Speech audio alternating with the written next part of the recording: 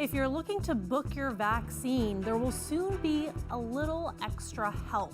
We'll introduce you to local vaccine hunters.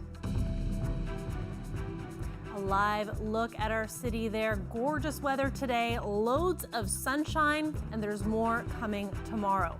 Colette will join us later in the program for your full weather forecast. I'm Katerina Georgieva. Thanks for watching. Chris is away. We begin tonight with a closer look at COVID-19 in Windsor-Essex. 54 new cases of COVID today. Active cases now at 482. As numbers continue to rise, a warning is being issued by the health unit to those who have already contracted the virus. Just because you've had it before doesn't mean you're in the clear. Our Jacob Barker has been on this and he joins me now live. Jacob, you were on the briefing call with the health unit earlier today. What should people know? Well, Katerina, if you have had COVID in the past, you are at risk of reinfection. Medical Health Officer Dr. Wajid Ahmed says it now has a year's worth of data on COVID-19 and that they are seeing cases of reinfection in the community. So if you were previously positive, still that means that you are at a risk of contracting COVID. If you are eligible to get the vaccine, please get your vaccine as well. Not thinking about the previous infection could help you with and prevent you from contracting any new infection. So, Jacob, the message from Dr. Ahmed there being either way, get vaccinated if you can.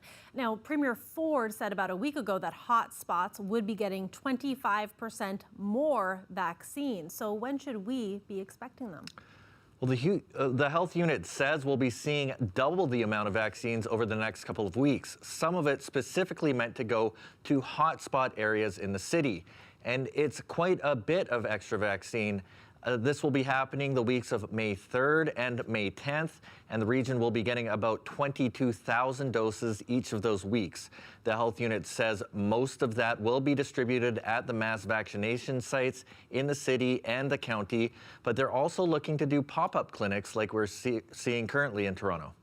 We are talking right now about plans to do a pop-up in the downtown area. So we're just trying to finalize those details, but we are looking at doing one or two. Well, right now, 31.6% have had at least one dose. That's a little more than 138,000 people. So far, 152,000 doses have been administered. Marintet says after those 2 weeks, the allocation of vaccines will return to the regular shipments we've been getting normally each week. Ahmed says their goal is to get everyone who is eligible for a vaccine done by Canada Day. Thanks, Jacob. The CBC's Jacob Barker reporting live. Now, speaking of vaccines, so this will be happening the weeks of May 3rd and May 10th, and the region will be getting about 22,000 doses each of those weeks. The health unit says most of that will be distributed at the mass vaccination sites in the city and the county, but they are also looking to do pop-up clinics like we're seeing in Toronto. And finding an appointment to get a COVID-19 shot hasn't been the easiest for some, but a Windsor resident wants to change that by starting a social media program that makes it easier to find information to book an appointment. We're going to have a team of amazing volunteers contact pharmacies, check the health unit website, and post any appointment slots available at mass vaccination sites through the health unit, as well as any appointment slots available through the pharmacies that are administering AstraZeneca at the moment. And we understand that there's going to be a significant increase in the shipment of vaccines starting in May with the doubling of the Pfizer supply, which is amazing. And we understand with that increased demand, there's going to be increased demand along with the increased supply. And that means there's going to be more people looking for vaccines and more people looking for appointments. So I thought, hey, let's launch something to help us reach herd immunity faster. Let's launch something to really save lives across the area because we know these vaccines are safe and effective. And I want to do everything I can to help any resident of Windsor-Essex find a vaccine appointment.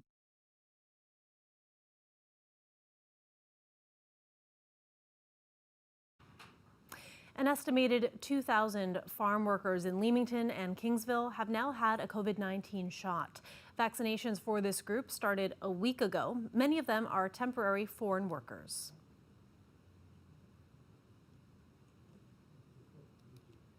Sorry about that. Looks like, oh, I think really the big concern now is that if this stays on course, we should get a reasonable, an overwhelming majority of them vaccinated in the next 2 or 3 weeks, which would be really good. Then the concern is that you want to make sure they get their second shots before they go home, because most of these people come back to the same farms year after year, and their health and well-being is really critical to the success of not just the farms, but really the Canadian food supply, because it's throughout all of agriculture, not just greenhouse. the shots are voluntary, and according to OGVG, the uptake on the offer of vaccines has been very good so far. Canada is expecting large shipments of vaccines this week, including the first batch from Johnson & Johnson. The scale of deliveries is about to increase dramatically. But even when the situation appears to be getting better, one expert is calling on Canadians to remember lessons from the recent past.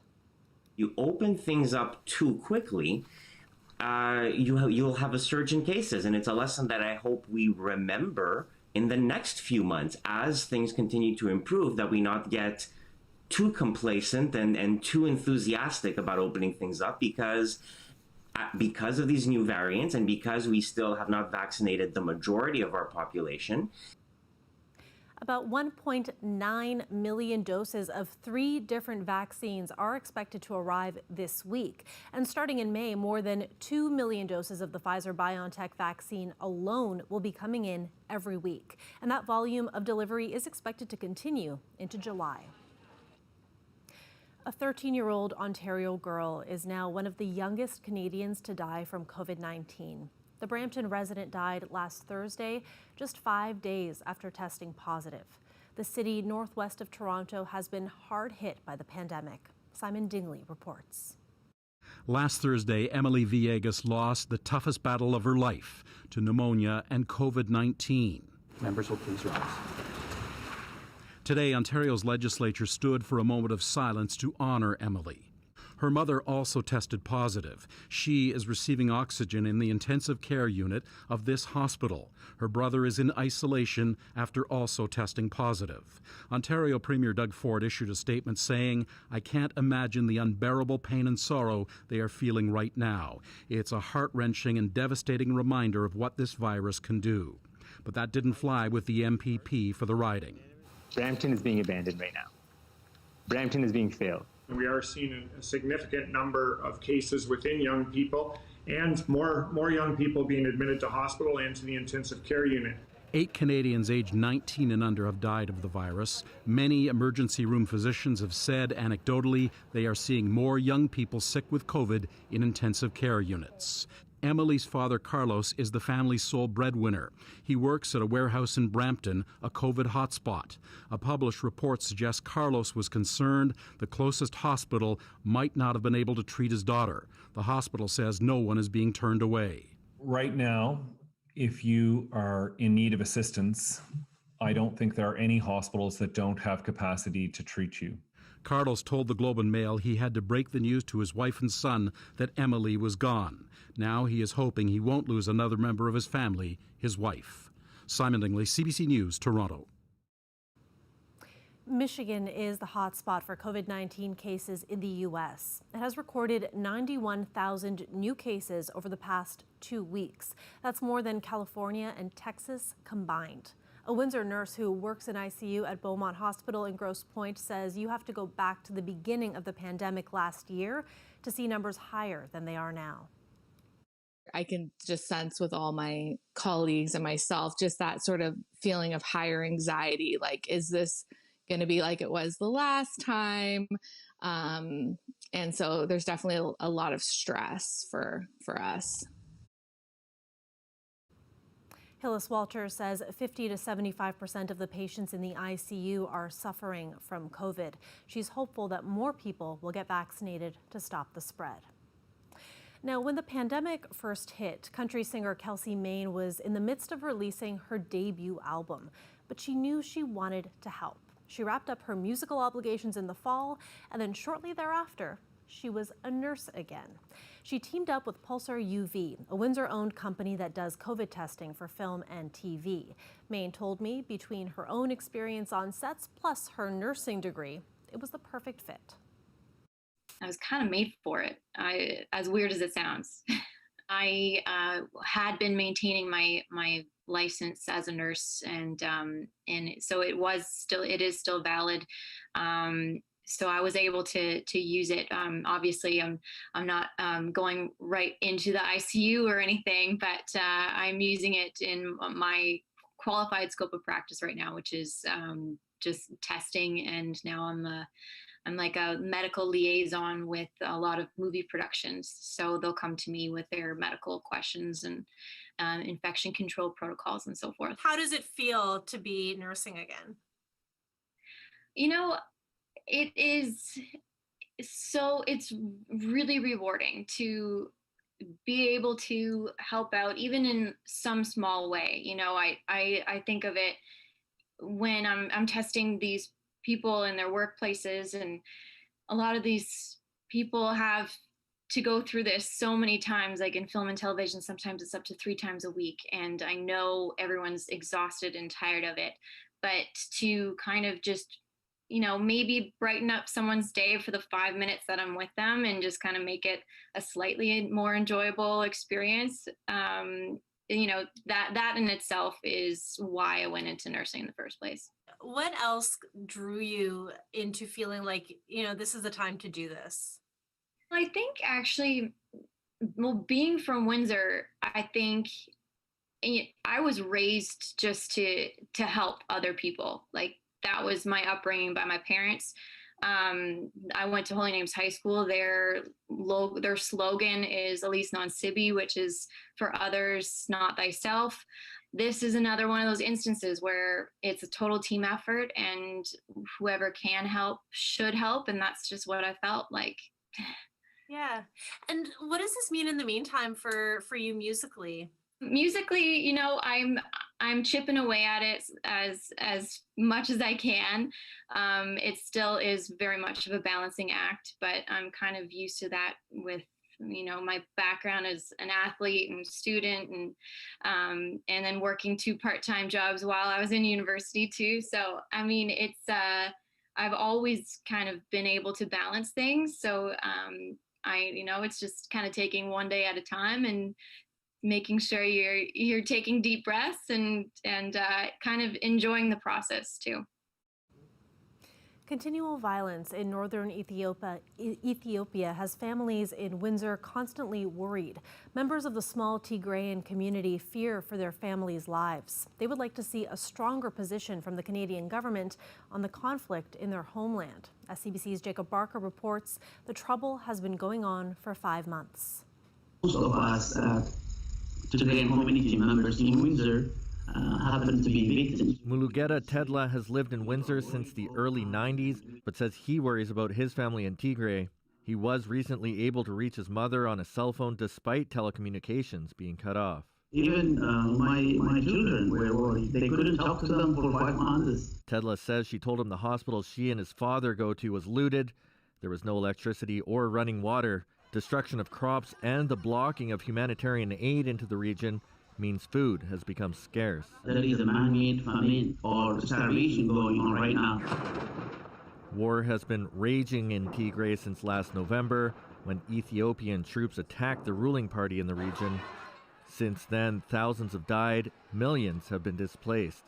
The UN recently expressed deep concerns about sexual violence being used against women and girls in the conflict. It is actually unprecedented that the Tigrayan women and children, girls, are being raped for the purpose, deliberate action. He says he would like to see a stronger response from the Canadian government. How come the good people of Canada, like especially the government of Canada, is not as strong as the other countries, like the US and the EU, when it comes to the Tigrayan people, when they are being perished in thousands, 10,000s. In a response to the CBC, Global Affairs Canada says, "We are appalled by widespread evidence of ongoing sexual violence. We condemn the killing of civilians, sexual and gender-based violence, indiscriminate shelling, and the forced displacement of residents of Tigray and Eritrean refugees.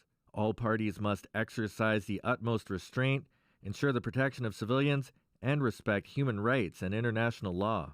It also says it's given $34 million this year to agencies to help meet the critical needs of crisis-affected people in Ethiopia, including in Tigray. Tedla says 2 of his cousins have been killed, and every member of the small Tigrayan community here of about 50 to 100 have been touched by the conflict. We couldn't sleep. We are worried all the time. Jacob Barker, CBC News, Windsor. Starting Thursday, Parks Canada will carry out its annual cormorant cull on Point Pelee National Park's Middle Island. The birds are seen as a threat to other species, but the Animal Alliance of Canada argues the cull is unnecessary, especially during the pandemic. They don't have to do it. And the government has been very clear. If this is not an urgent matter, go home and stay home, and only go out if you absolutely have to, for shopping, for medical situations. And in the middle of a pandemic, they've decided that although everybody else in these communities have to stay home, are urged to stay home, are encouraged to stay home, they've decided that they don't have to do that. Parks Canada says it's allowed to move forward with the cull under the province's Reopening Act. Its target is not to eliminate the species, but reduce it as a way to protect some plants and other animals. White argues that the plants they're trying to protect aren't really endangered. Her group wrote a letter to the medical officer of health hoping he would stop the cull from happening. And a live look at some folks enjoying the sunshine along the river today. Now, tonight, we should just have a few clouds, so you might be able to see the pink supermoon tonight. Colette Kennedy will join us right after the break with the full forecast and whether or not some moon gazing is in the stars tonight.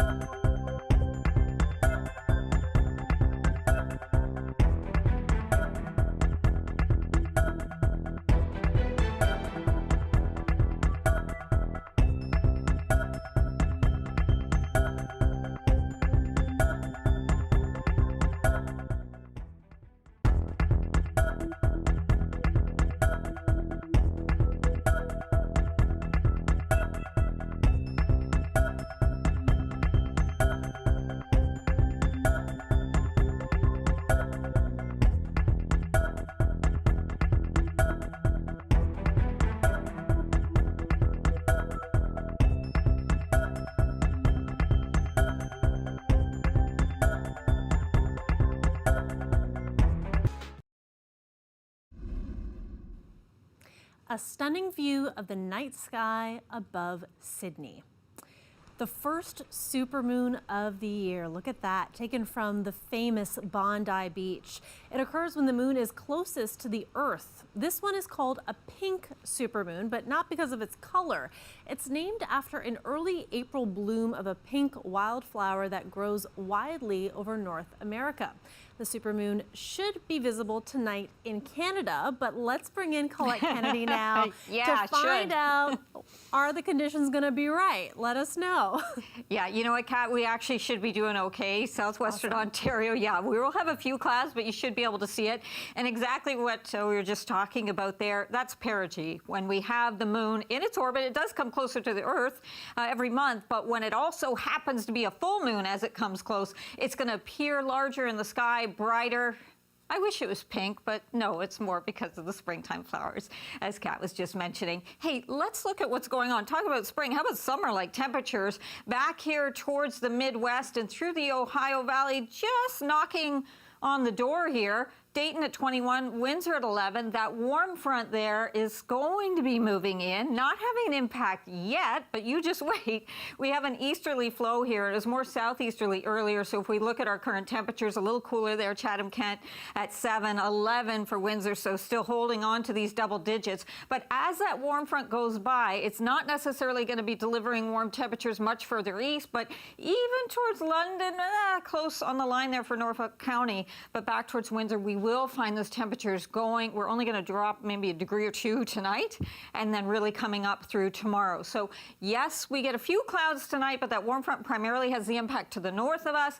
We get into some sun tomorrow, then increasing cloudiness, and then things become unsettled as we go into Tuesday night and Wednesday, and even a chance of getting into some thunderstorm activities we get towards midweek. But for tonight, this is what I mean. Look at these mild readings that we're seeing. Talk about mild. Here comes that warm front. You're going to feel it tomorrow. 25 degrees, still mild on Wednesday, but not the same kinds of conditions in here because we are going to see some embedded thunderstorms. So locally, some heavier amounts there. Temperatures moderate a little bit into Thursday, and then by the end of the week, we get out of this pattern and we start to dry out a little bit. That's awesome. I love seeing the double digits, and I'm just going to ignore the rain, just focus on the sun. Yes, and you know, this time of year we can say the garden's needed, and there's all kinds of good things there. Exactly. Thanks, Colette. You're welcome. Now, when we come back, we're going to take a look at how some video game companies are encouraging players to spend big. Stay with us.